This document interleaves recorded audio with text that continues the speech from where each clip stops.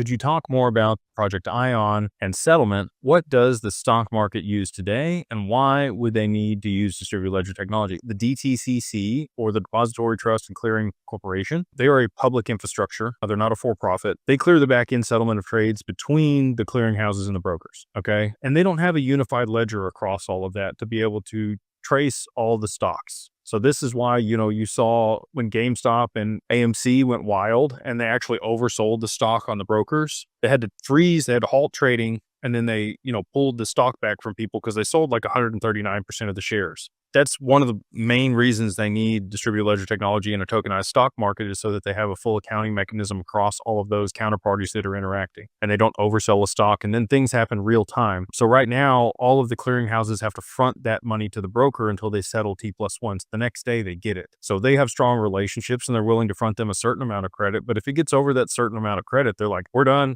No more on this one. It was actually the clearinghouses that froze the trading on GameStop and AMC. It wasn't the brokers or the people that you were buying from, E-Trade or Robinhood or Webull or any of them. It was the clearinghouses that said, we fronted way too much money and we know that there's, mess up here.